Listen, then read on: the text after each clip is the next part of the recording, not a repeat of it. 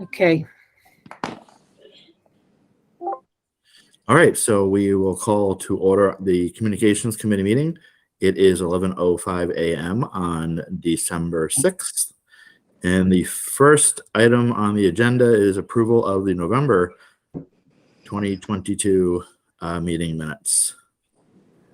So can I have a motion?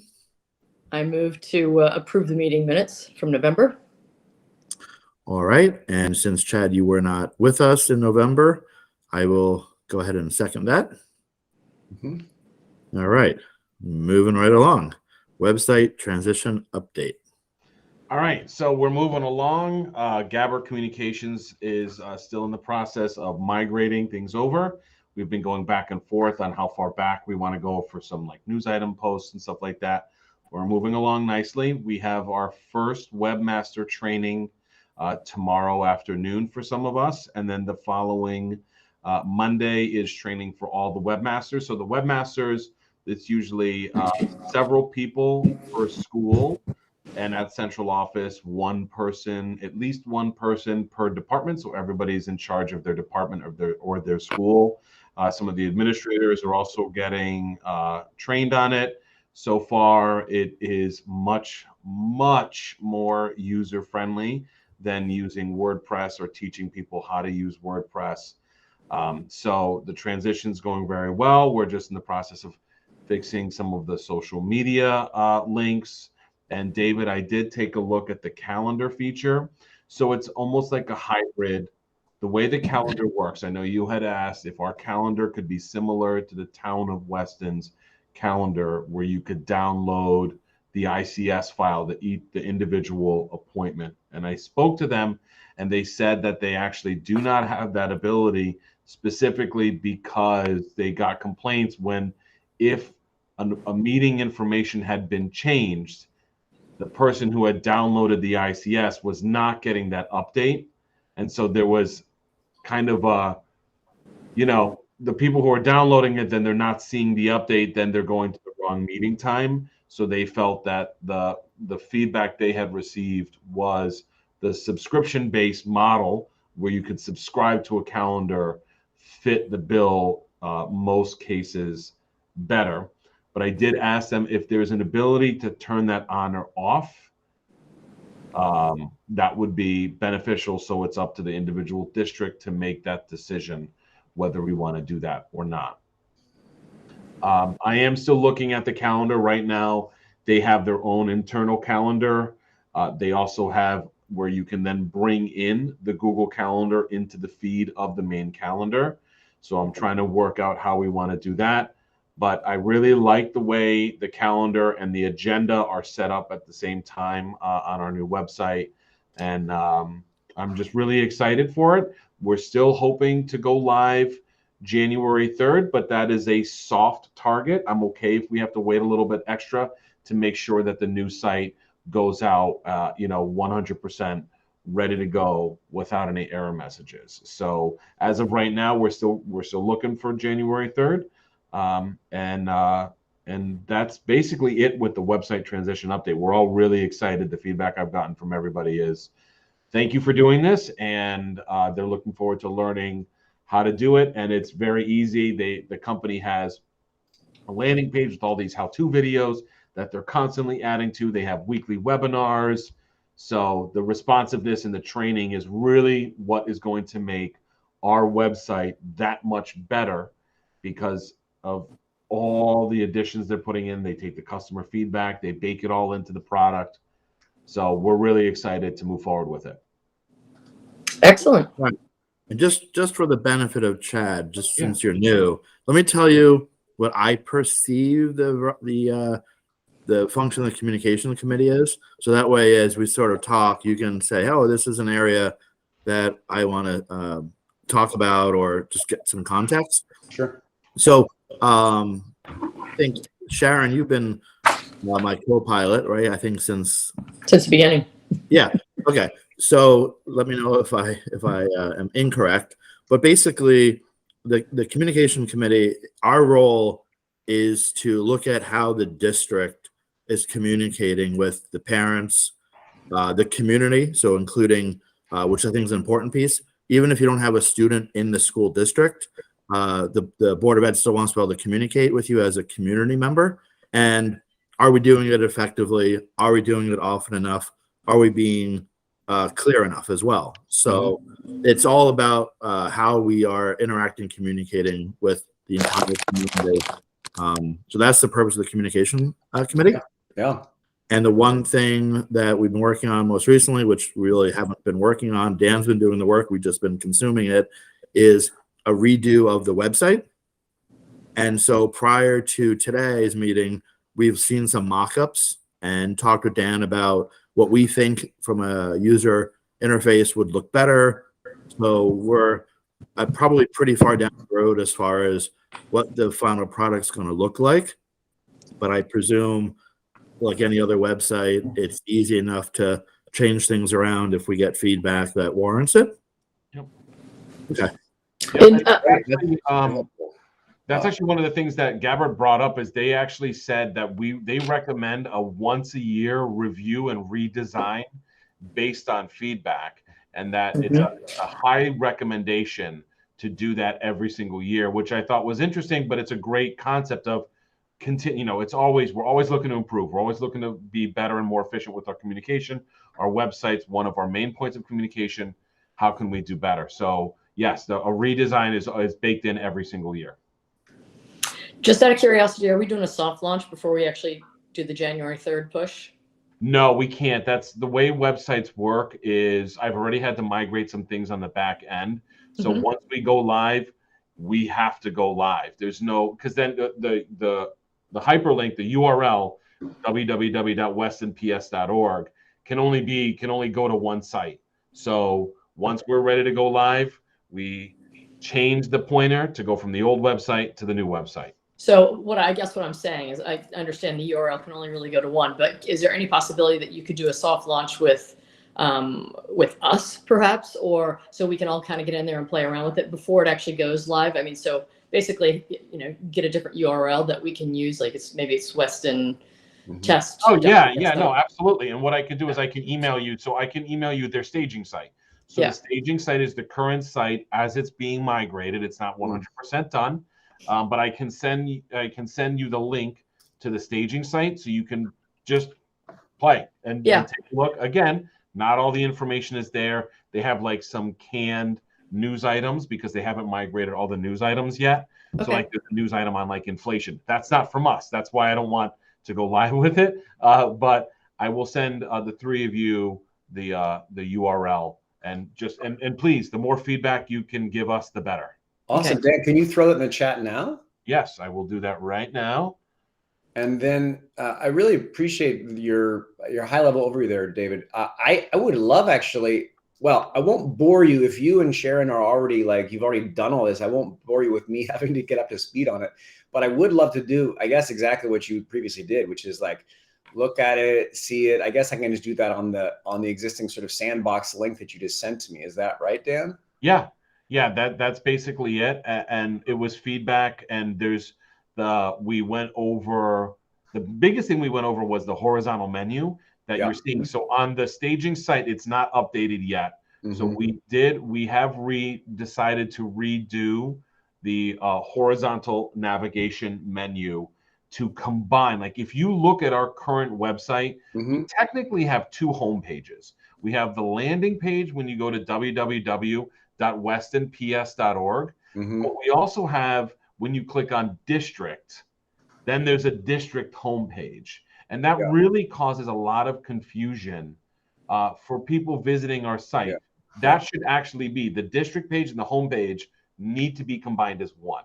So that's what we are going to end up doing. Yeah, this is a big step forward between just side-by-side comparison between the two. So that's awesome. I don't want to obviously make you all revisit terrain you've already traveled down. I do have some questions, but I suppose David or Sharon, do you have questions first before I ask things that maybe have already been asked? No, actually, I just want to have some time just to play around with it. So, you know, that was it for me. Okay. Yeah. How about you, David? No, I mean, I think that it would definitely be helpful, Chad, if you took a look at it as well. What you'll probably miss is some of the context that, you know, Sharon and I asked questions. Hey, can this be done? Can that be done? Yeah. There's obviously limitations. But I think another set of eyes is great, especially a fresh set of eyes. And just for clarification, just because you know, quick first view, did we decide, Dan, at the top to get rid of district and campus? We are, yes. They said that they would remove that after the migration is complete. And ultimately, what's going to happen is campus is going to be renamed to say schools. So that is the schools drop down link. So if you click on that here, and I'll do a quick screen share.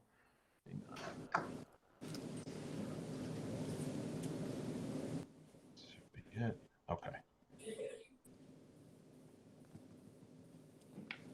So up top where it says campus, if you actually click on that, see how it says see campus list? It really should say schools, and that's the schools hyperlink that you see normally on websites on the horizontal navigation menu. It'll say schools. They put this up here. So I'm going to see if I can have them, instead of even changing it from campus to school, to just get rid of this top bar altogether, like we had talked about, and then add schools over here. You know, like to all the way to the left of about, Chad, just so you know, we're going to be changing that to say district information instead of the word about. But to the left of it, we'd say schools, and then they click the drop down, and then that would take us to each individual school. District should be shifted over here. That's like home, like when you want to go home. On our current web page, that's when you hit the W, that takes you home. And it's the same thing here. Dan, currently all the icons for each of those 6 big buckets of culinary services, they all are just a quick pop-up that are essentially empty. Do you have a sense of when those will be populated so we can take a look at those too? I don't know where they are and where that stands in the migration process, but ultimately they will link to the similar pop-up pages on if you look at our current web page. Like we have a culinary services, we have a district calendar, transportation updates, budget, and communication protocols. They'll link to those types of pages just with the new template and look. Sure. And it's very minor, Dan. I think that it'd be more intuitive if news just said news. Our latest news, it's just long and wordy. Yes. I think that's a good point, and I will bring that up to them to just say news. Yeah. Yep. And again, these are not our news. So to the public watching this is not us. This is just canned news items. Right.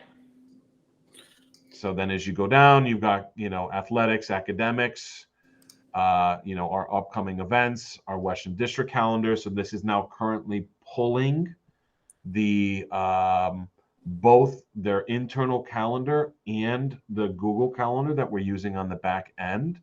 And if you actually click on this, see how there's this subscribe button right here?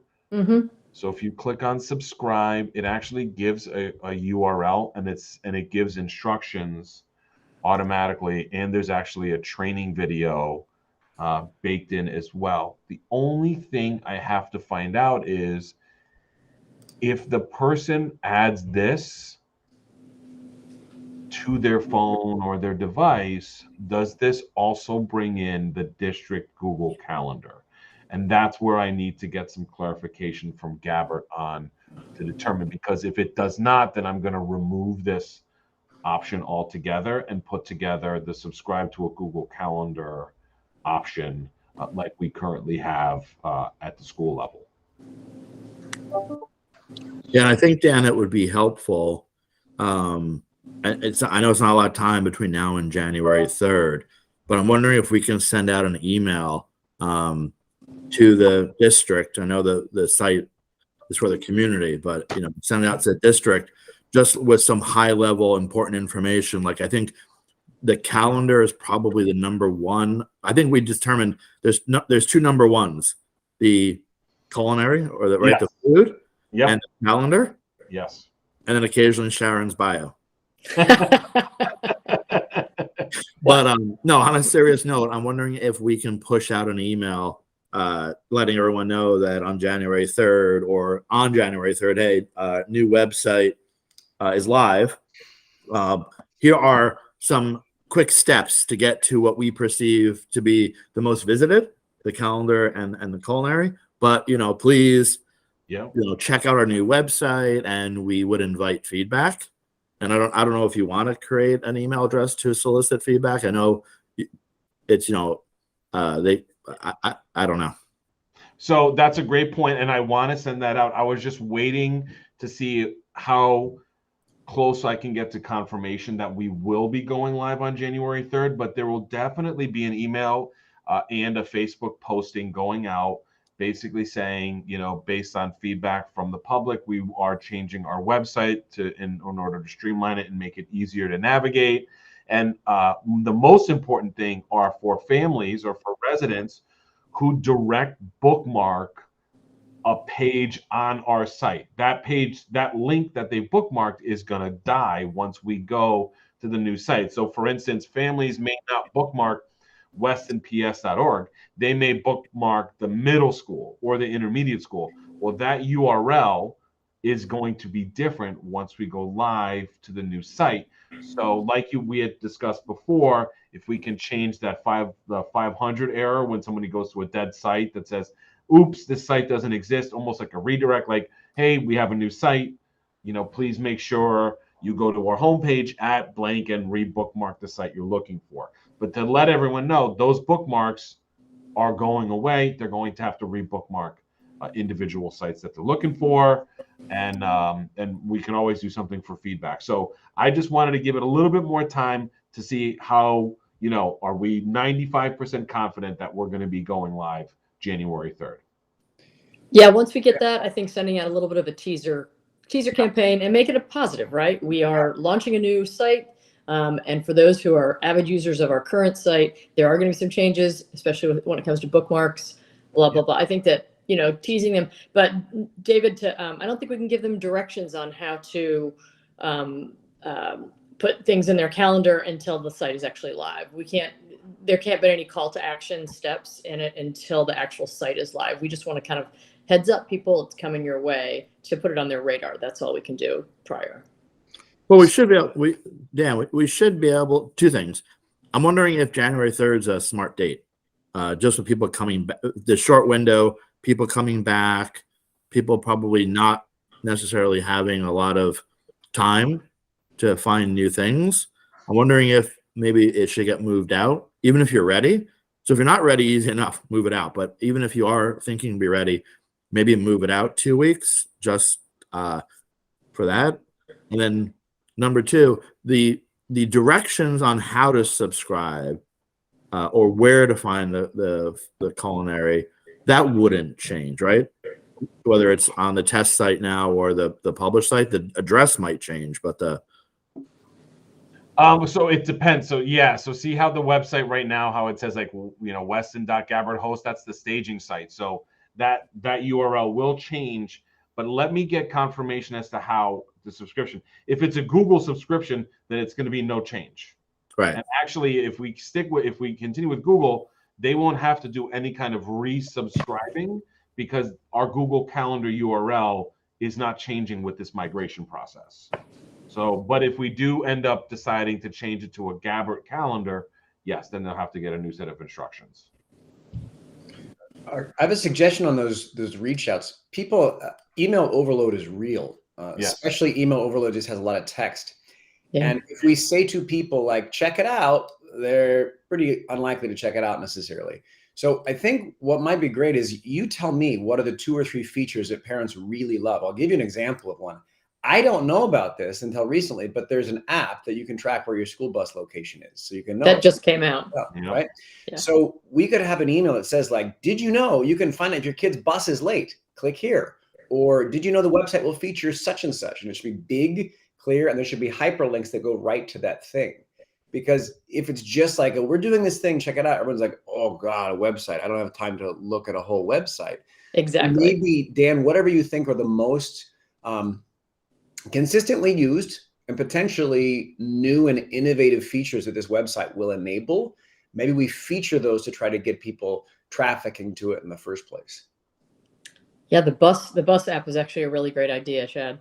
And is there a way to, does it hyperlink on the website to that bus app? Because I actually just tried to just search in my app today, actually in my my app store, like which and I don't know which app it is yet. So I'm going to do that research and figure it out. But can we hyperlink within this site to the app store to download that app? Yep. Great. Yep. Just got to get all the information from transportation. Yeah. And I can keep that on the new website. No problem. Okay. Awesome. Yeah, they sent out an email a while ago. Yeah. Yeah. Dan, can I ask you a couple questions? I also don't want to jump in if Sharon or David, you have more questions though. Go. David? Oh, go ahead. Okay. So a question for you, and I'm not going to put you in the spot with this. I'll just sort of ask it generally. That like once per year sort of refresh, do you have any sense in terms of budget?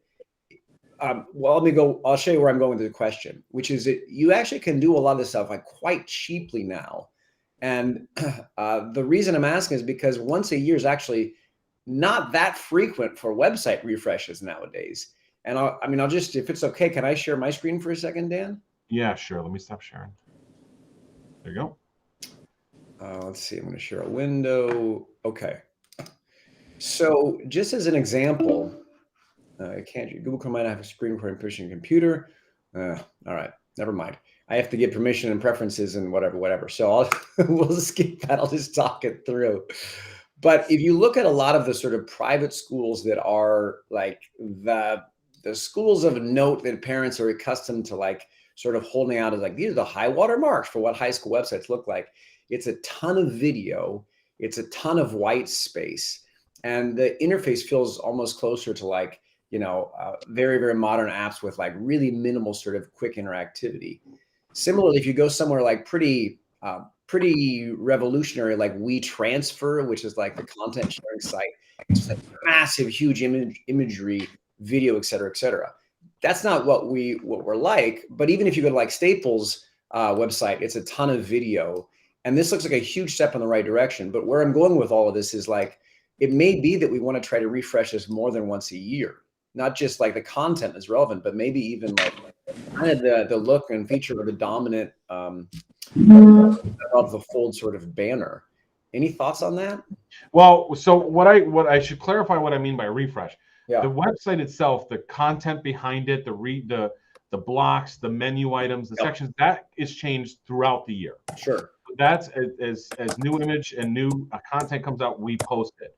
What they mean by a refresh is like if we wanted to add videos, a new block for videos, we can do that at any point in time. Great. Okay, great. They mean an overall refresh where we look at the whole site and say the overall themes need to change based on the coloring or the font, the sections, any of that stuff is what they mean by an overhaul. But the stuff, we have the ability at any point in time to change how we want the blocks to look, the menu blocks to look. Great. So like if we have great footage from like the Maker Lab or whatever, I think this might be a thing, we could throw that into the banner instead of the brick and mortar picture of the school and things like that. Okay, great. Yeah, 100%. And that's why, so what we're trying to do is use our other social media feeds that get updated regularly to be the main feed. So one of the things you're not seeing on the staging site right now is that front page of the brick and mortar building. That is not going to be our front page. And I do apologize. We had spoken about this a few times at our previous meetings. That's actually going to be that's actually going to be our Instagram feed, our district Instagram feed, because our district Instagram feed is updated multiple times a day. So it's always current and up to date. And it's very difficult to post pictures and videos on a static website because ultimately people will forget to update them on a regular basis. However, things like our YouTube channel and our Instagram feed, they are constantly being updated. So instead of having a secondary location where they have to log into the website and upload videos to the website, it just gets posted on our YouTube feed. And at the lower portion of the web page will be our YouTube channel embedded in so they can see whatever they want. Yeah. Understood. And then the Instagram just basically means that there's a fresh, the Instagram for the school. I don't know if you've subscribed to our school Instagram page, but it's basically pictures of kids in classroom, in science labs, on sports fields. So it's constantly changing. So it's a kind of a vibrant overview of the school. Yeah, Lisa's incredible with updating Yeah. Instagram. She really is. I like what you're saying about Staples as far as like a video overview and having the drone kind of do that. I mean, that Yeah. looks really beautiful. Don't get me wrong. Our campus is nice, but the high school campus is much smaller than Staples, so it's not going to be quite as impressive from an overview. So we're working with trying to keep our content fresh and applicable to the students in the school as best we can. So yeah, well, but finding video, it's a great point, Sharon. But finding video content, we just use whatever we think features us well. It doesn't need to be, whatever aerial view it could be. Honestly, I'm just throwing the Makers Lab idea out there because it popped into mind. But whatever we think would be good video content. Yeah. I'm going to ask a really controversial question now, but I think it's something that can't be avoided. So the question is, do we want to lean into Instagram and social media as an educational institution, given that Instagram is essentially a private company and that all the data surrounding social media and like a lot of screen interaction is like really profoundly bad for what it means for our kids? And I know I'm opening a big can of worms here, but as an educational institution, is Instagram the best place to be trying to drive sort of traffic and engagement? This isn't driving traffic to Instagram at all. This is basically highlighting the pictures and keeping the content fresh. Yeah. On that banner. Dan, I don't think that shouldn't link directly to our Instagram, does it? If somebody clicks on a picture, does it take them to Instagram? There is a link at the bottom that says check out our Instagram. So that's quite a philosophical question, right? I know. However, in my opinion, social media has its goods and it has its bad.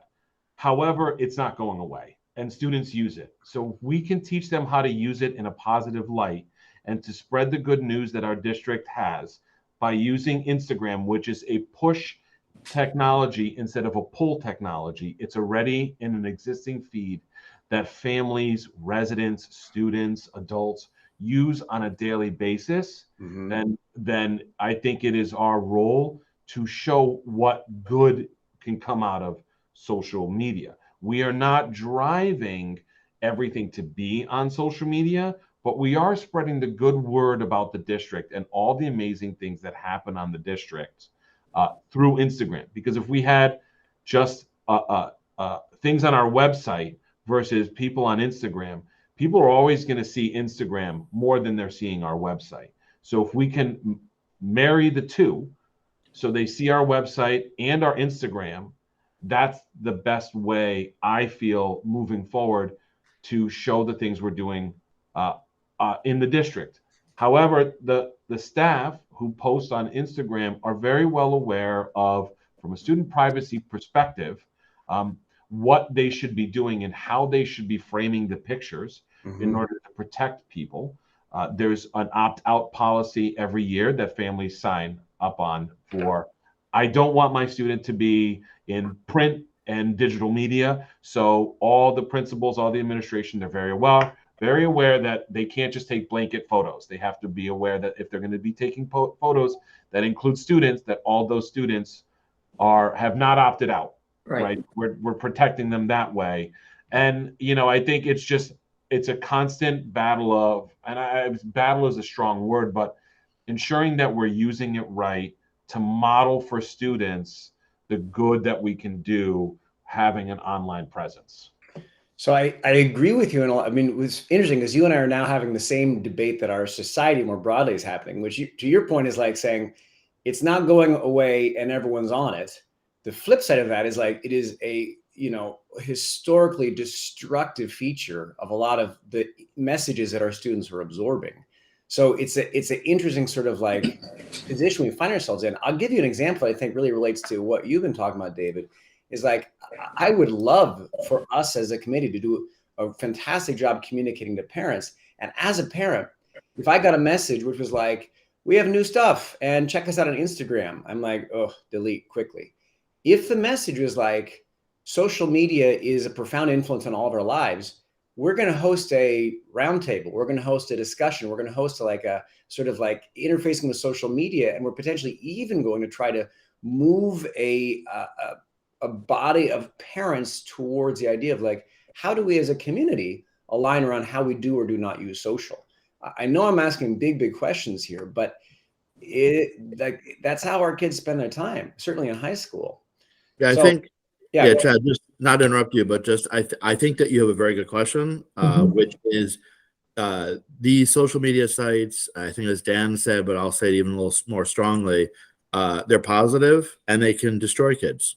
And the issue is that the kids generally are, they're not aware, right, as adults, right? And so it's a double-edged sword, I guess is the best way to describe it. I think that what we have to kind of wrestle with is getting the communication out there, using the means by which our audience is at, right? And I think that's why I'm not on Instagram, I'm not on a bunch of social media platforms. I am on Facebook, but yeah, I think that it's a hard answer, a hard thing to look at, right? Because we're trying to disseminate information, right? The district, and we're trying to disseminate it to where is our audience, and yeah, I hear you. I think yeah, I don't know, Sharon, if you have it is, as you can tell from my hesitation, I don't know how to exactly address it other than we opted to put information out there on the platforms in which our consumers are at. Well, I know I'll get jumped all over for even sharing this idea, but I'll show you like where this could potentially go. As a parent, I think if you're considering, do I move to Weston or not?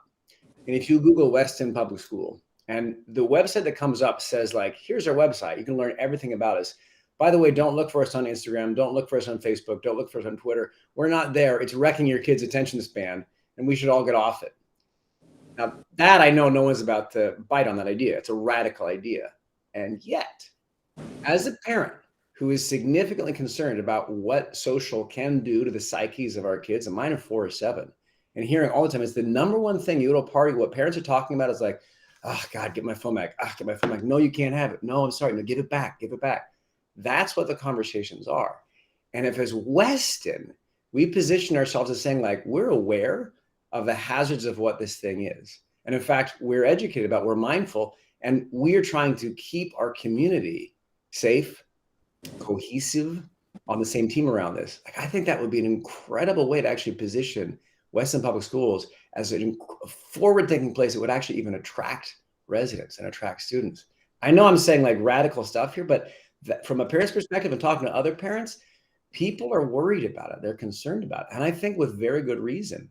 So could you do it a little bit more like it still exists? Like, do people go to Instagram and we have a little like, sort of joking permanent thing that says like, by the way, social can suck your attention span. If you want to learn more, click here for Weston's like digital hygiene sort of like tips.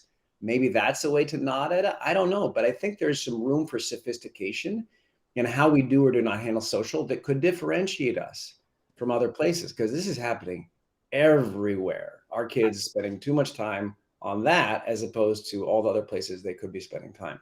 I think you're also there's also the curriculum side of this, which digital citizenship is a large portion of curriculum, not just in Weston, but worldwide. Is understanding a digital footprint, what the consequences are of negative behavior online, and how to promote positive behavior online. And so I think there's a lot of pieces to unpack with quite the philosophical discussion about this. Yeah. Well, and that's, I guess my point about it would be that like, that's not really this committee's purpose, is like looking at curriculum, although I think that's really an important question you brought up, Dan. But I do think in terms of what our digital fingerprint looks like, when people go see what we have online, I think it's worth thinking through like, okay, what is our feeling about social? How much do we want to embrace it or not? And therefore, what does the website show or not show, or interact or not interact? I'm not saying you can answer these questions right now, but I think they're worth considering. I think that that's actually a much larger board conversation to have, whether or not we as a board want to embrace no social policy. And if that's the case, then of course, that's exactly what our website would communicate. But that's not something that in the communication committee we're able to, I mean, we can start a conversation. We can bring it up as an agenda item on a general board meeting. But I think that that's really a great point, but too large of a point for us in committee to be able to resolve. As of right now, the way that the board has been positioned and pointed is that social media is being used. So if it's being used, let's use it in a positive way. And there is curriculum. I mean, I've had high school kids, I've had kids through WISC through high school, and there definitely is curriculum based upon online media usage and what your digital footprint looks like and all that good stuff. So we're definitely addressing it from a curriculum standpoint. Can we do more? Of course, always, right? But I think that right now, the primary reason for us using the Instagram in that one feed was to keep the content fresh. Sure. Otherwise, what happens is you end up going in, and every time you log in, you see the same picture time and time again. No, we're just trying to avoid that. And this was one of the ways that we could keep the content fresh while Lisa as a superintendent has embraced social media. She's got podcasts going, she's got an Instagram, she's encouraging the schools to put a positive picture, a positive portrait of the district and their schools out there. And so right now, working with Lisa, it made sense for us to embrace the Instagram pictures. It's not going to say these photos are from Instagram on there. It's not going to be promoting Instagram in any way, shape, or form. What it's going to be doing is keeping the content fresh. Yeah. And so that was just as far as the nuts and bolts of building this site. How do we keep the content fresh on that banner without having to have like, oh shoot, it's Thursday, we haven't updated the pictures in like a week and a half. We've got like the best way to do it was just to tie into our Instagram feed. Yeah. So that's just like a little bit of history on that. But you know what, Chad, if that's something you feel strongly about, is, the district becoming a non-social media district or making that a stance, then again, that's something that I think would be a great point of conversation to have in a general board meeting. Sure. So that's something you might want to talk to Steve about the possibility of getting it on the agenda. Sure. I hear you with all the parents, by the way. I have a 15-year-old today who shocked me. I went to drive him to school today, and he hops in the car, and the first thing he does is tune his Bluetooth into the stereo so he can, like, of course, override any horrible music that his mother's playing and listen to music. So we got in the car this morning, and it didn't happen.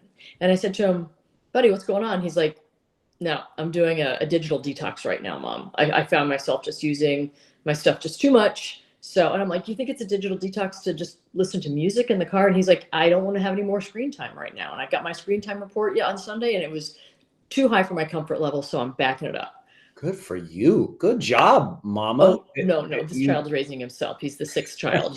He's raised by wolves. It just so happened to be a good wolf this time.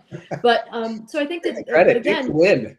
But this is also part of, it's in health they're going through, mental hygiene includes social media usage and things like that. And he's finishing up his semester of health right now. So a lot of this is curriculum that he's actually absorbed and taken in.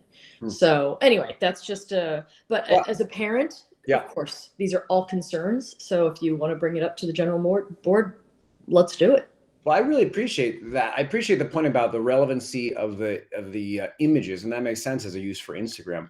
That's a great point. I guess my question would be, how do you advance that conversation? Because I thought part of the committee is actually sort of like incubate ideas or circulate ideas or figure out agenda points and then sort of elevate it to the larger board.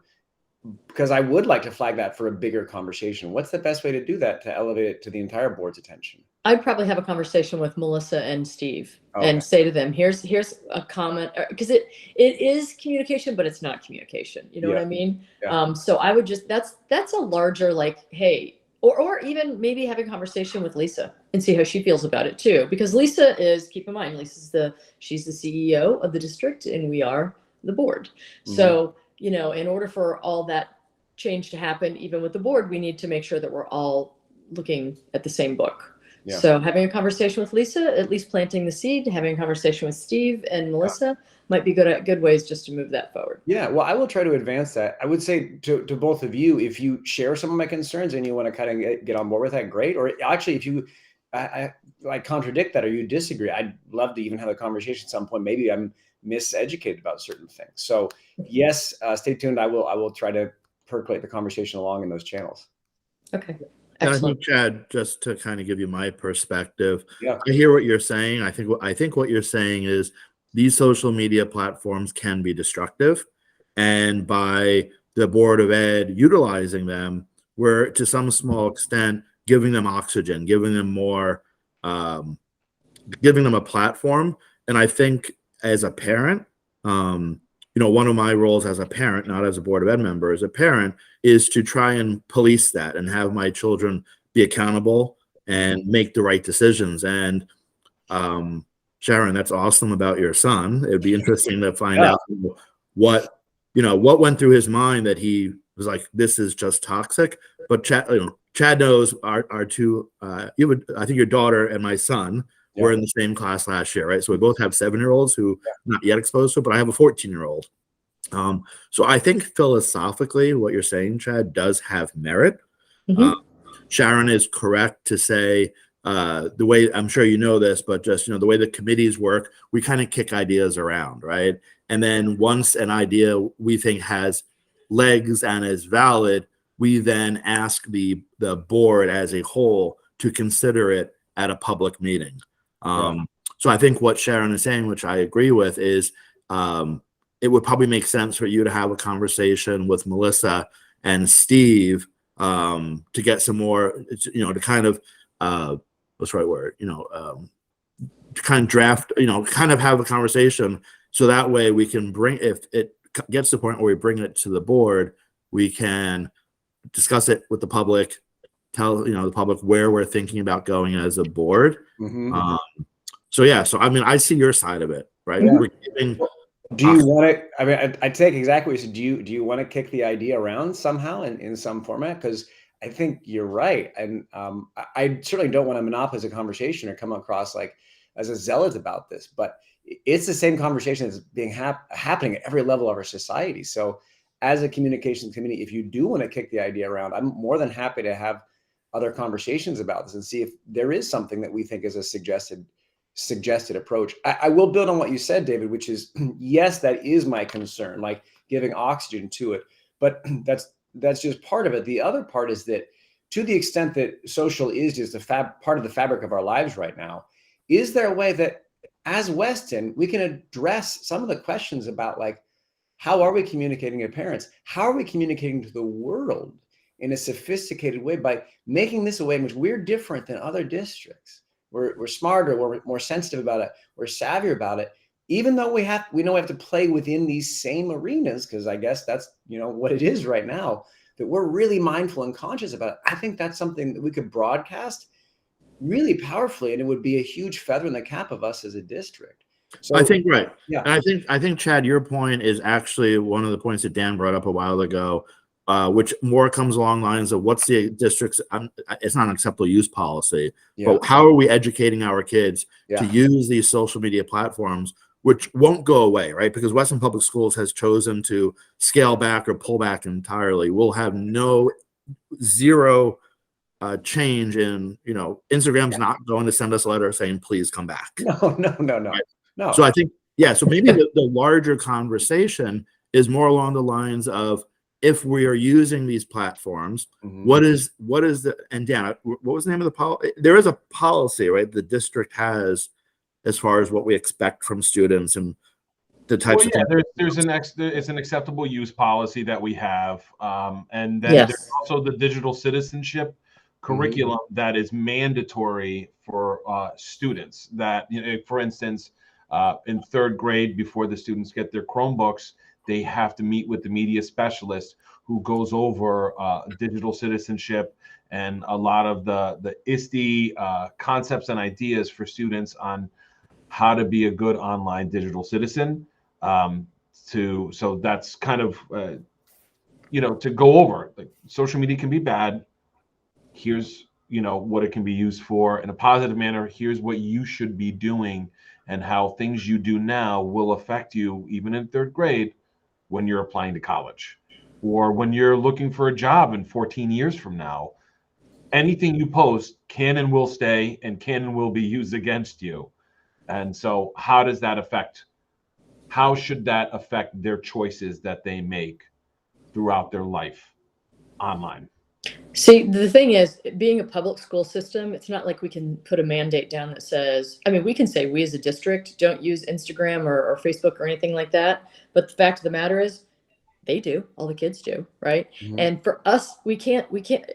Private schools can say that their students are not allowed to have Instagram accounts or Facebook accounts, but a public school can't do that. So, the best thing that we can do is make them good digital citizens and teach them about responsible use of digital media. And so that's what the curriculum that we have now is trying to do. And again, can it always be made richer? Absolutely. I'm sure the curriculum committee is looking at things like that to make sure, as digital media, as the social media changes, so does the curriculum. But we can say that we're not promoting it by not utilizing it as a board, as a district, but we can't bury our heads in the sand when it comes to these kids. If we do, we're doing them a huge disservice. We have to show them how to use it responsibly. That's exactly my point. It's like, maybe there's a way to establish, like, to your point, a use policy, but like a code of conduct, even if it's a voluntary thing. Even if it starts with the PTO, where like, Well, there is a code of conduct. we have that. We There have is a that code now. of conduct in place. If you take a look at in the handbook, the student handbook, you'll see the digital code of conduct in place already. yeah. And a lot of just so you know, Chad, as well, a lot of the policies and the student handbook actually overlap into the digital world. So, for instance, a bullying policy, Mhm. Yeah. whether it's physical in-person bullying or whether it's online bullying, it still falls under like a bullying policy with the same negative consequences as such. Yeah. And also, Yeah. go Go ahead, ahead, Jeff. Sharon. I was going to say also what they do, the PTO, from my time in the PTO, they have meetings to educate parents about, these are things that you guys as parents of younger children aren't quite up on yet, but vaping, what does a vape pen look like? I had no idea what a cartridge was, I was like, oh, that's a USB charger. Oh my God, that's not a USB charger. What is that? So like they bring the parents in at age appropriate times, and they basically show you, different things. And that's also they also do that with digital citizenry.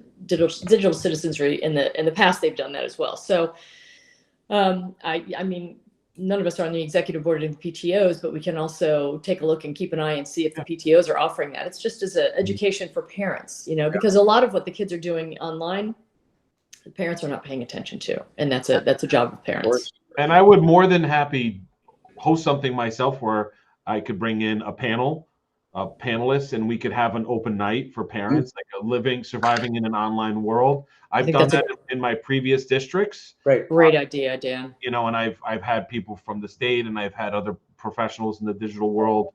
We sit on a panel, we give a whole presentation, we talk to parents, and then the presentation itself is important. But for me, what I got the most out of it was staying afterwards and having parents come up to me one at a time with case scenarios. I'm like, my child is doing this, and they would bring their kids, and they'd be like, he's doing this. What do you say about that? And it's like, okay, well, I'm not going to be involved with that aspect of it, but I would be more than happy to have something like that routinely. Yeah, I would love to do that. I'm happy to help you accomplish that. Do the heavy lift and chip in anywhere I can on that. Yeah, absolutely. I'll send you my old presentations. It's always, I look at it as a success is even if 10 parents show up, then that's 10 parents who have now learned more than they had before. Yeah, we'll get more than 10 parents. Trust me. So this is a good segue, because I think ultimately this is what can become actionable out of this committee, right? So the three of us three of us being Sharon, you, and myself, right, as Board of Ed members. Right. It sounds to me like the issue that we're trying to solve, or at least plan for, is responsible use by our students of social media. Right. The Board of Ed utilizes social media as a way to communicate, and therefore we feel that we have a responsibility to ensure that we're educating our students about responsible social media use. Dan has some experience with this. So the takeaway, which I think what happens is we don't have takeaways often, but no, just kidding. The takeaway is I will email June and Dan, and I will ask June to put this on the Board of Ed agenda for our next scheduled meeting. Then when we get to, there'll be an item on there. And what we should be prepared to do at that point is I can tee it up as the chair that this came out of committee. Potentially you and Dan can speak about what it actually looks like, that we want to offer once a quarter, semi-annually, a get-together in the library at whatever time, for whatever period of time, where Dan, as the IT director, June raised her hand. It's not June who gets the board, it's Jody. Oh, okay. See, I tried to do rank and file. I wasn't sure if I had to do first. And then Jody, I don't want to misstep the ladder. So No, as far as bringing something to the regular Board of Ed meeting. Okay. Yeah. But remember, Jody's going to be out as of Monday. She's going to be out for a while. So June, who's going to be covering for her for that? Do you have any idea? Yes, you can send it to me, but in general, Right. Jody is the Board of Ed clerk. Okay. Thank you. So I will dot my I's, cross my T's. So what I will do is, following up later today, I will send an email to Jody, June, and Dan, saying this came out of committee, and we want to have this put on the Board of Ed, put on a agenda item. And if you want, we can't meet again. You and me, Chad, Sharon, if you're okay with this, Chad, me and Dan can meet and talk about a little bit what this is going to look like before we present to the board. Just as an FYI, I was in Dan's role in my past lifetime. So Dan and I have a lot of overlapping. I know. It's great. It's awesome. Like you're like the advanced defense system or something. Like you or offense or whatever it is. Like it's wonderful that you have that background. Truly. There's so much of our society is operating with like such a precursory understanding of these massive technologies that affect us every day. It's a total asset as a group of 7 that you have that background. Yeah, so we can. Yeah, I've gotten emails from clients of mine that have told me kids in New Canaan. Not that we cater to New Canaan, but I have a couple of commercial clients that we just work in their homes, and they said my kids hate you.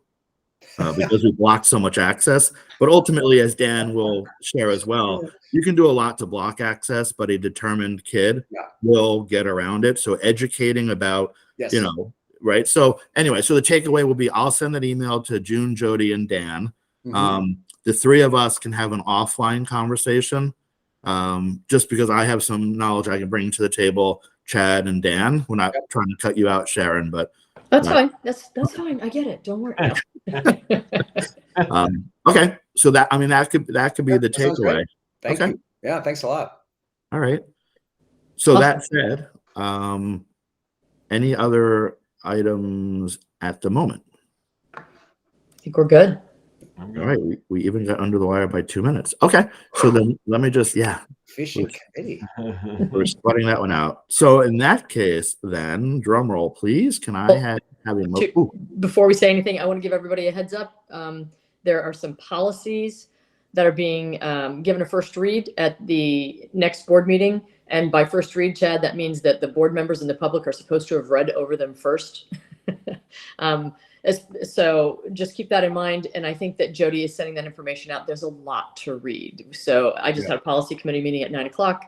One of the policies in particular is 38 pages long. So make sure you give yourself ample time to read it before our next board meeting. There you go. That's my PSA.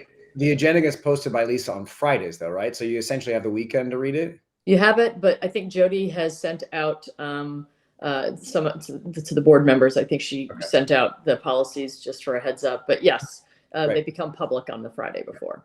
Right. It's just a lot of reading. So, and we know that the holidays are crazy, so we're just trying to give everybody as much notice as we can. Got it. Appreciate Oh, it. and Chad, just one more thing for clarification. Again, if I'm telling you anything you already know, you can just be like, got it.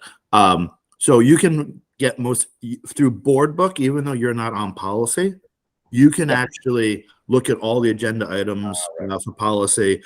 You also can, I think you, from the orientation we had last week with the attorney, you were also welcome to join or sit in on any committee at Yeah. any time. Yeah. You just, if you join policy, you just join policy as a member of the public and not a member of the Board of Ed. Sure. Yeah. But you have access once the first draft is out in public, which it was today through the policy committee. It's actually in the public domain at that point, so even the community can read it. So Yeah.